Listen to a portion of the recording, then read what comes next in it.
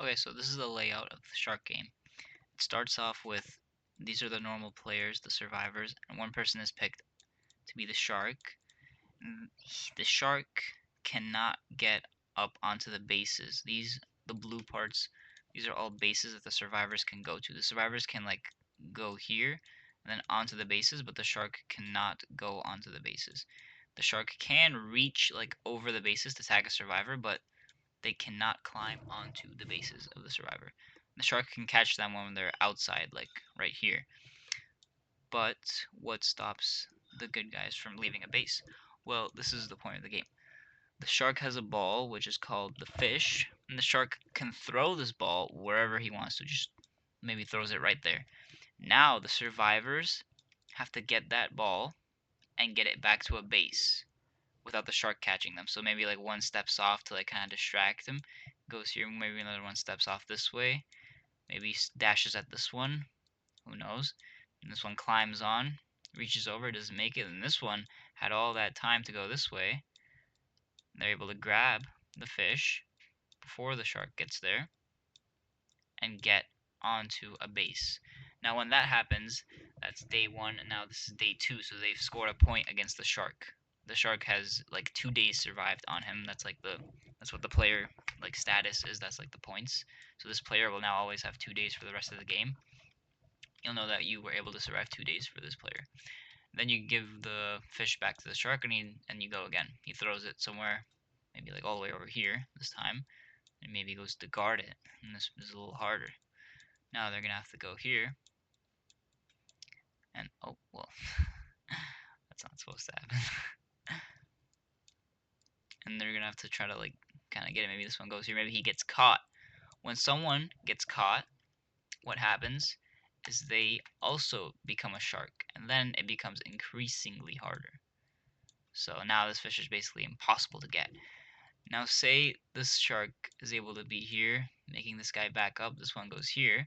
This one's able to very faintly reach him, and he touches him, he grabs him. So this guy's out too. He also becomes a shark. When everyone is a shark, wherever the fish is, the game just changes and everyone has to go for the fish. Whoever gets the fish first gets a point. And that's also how they're gonna mark points for people. And so now the shark of this round had 2 days on him, which is bad. The more days you have, is the worse it is, and the more points you have, the more you're winning. So now this person who got the fish at the end gets 1 point. Then we restart. The fish is back to the shark. One player has 2 days and 0 points. The other player has 0 points and 0 days. The other player has 0 days and 1 point. And that's how this works. The next version of the game is, well, the survivors have the fish, and they can throw it wherever they want to. Where they say they throw it all the way over here. Now they have to make it to the next bases while sitting down. Like they have to slowly make it to the next bases. When the shark cannot catch them unless the shark goes all the way, gets the fish, then he can start chasing them before they make it. And this is preferably played somewhere like this, like a trampoline park. Like you see these like squares, these should be like the bases, and the shark can go anywhere on the trampolines except for on top of these squares. He can like maybe reach over, but he can't climb onto here. So like trying to like sit down and like bounce all the way to the next one might be a little hard, you know. So yeah, once he gets it, maybe these guys don't make it. He captures one of them, and they become a shark. Not this guy. This guy that he captured becomes a shark. So now there's 2 sharks. When there are more sharks than players, then the game just completely changes again, and now it's just whichever shark can catch the player gets a point. Then the sharks can climb onto bases. Now they can do anything, which is whatever it takes to just catch this player. Whoever catches him first gets the point. So say it goes like this. This shark caught him first, and there's the point. Now say it was like this. There was 3 players and 2 sharks, and the players have the fish. When they throw the fish, only one shark needs to go get it for both sharks to be able to chase the player. So this shark can just wait here until that shark gets it, and when these guys start going, as soon as that shark gets it, this guy can just follow them. As soon as he gets it, he can just chase them and get all 3 of them. Just easy like that. Another version, which is pretty different, it's Athletica, the Athletic Grandma. This is Athletica.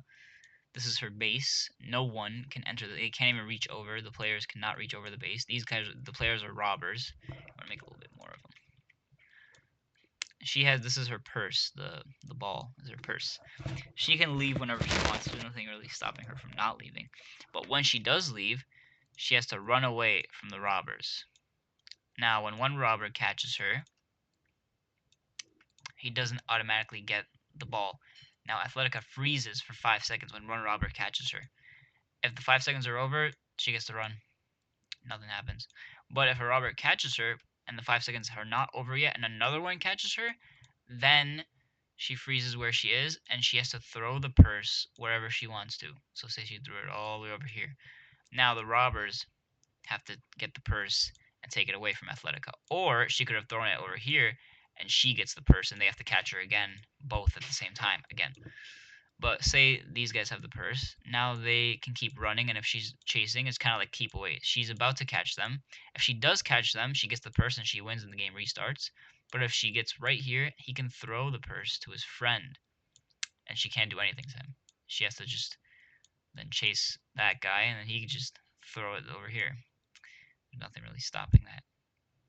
The thing is, if they're chasing Athletica, and she knows she's about to be caught by like 2 of them, or by one of them, and the other one's over here, so if he catches her, she freezes for 5 seconds. She knows he's going to make it here by the time 5 seconds is over, so she can choose to throw this.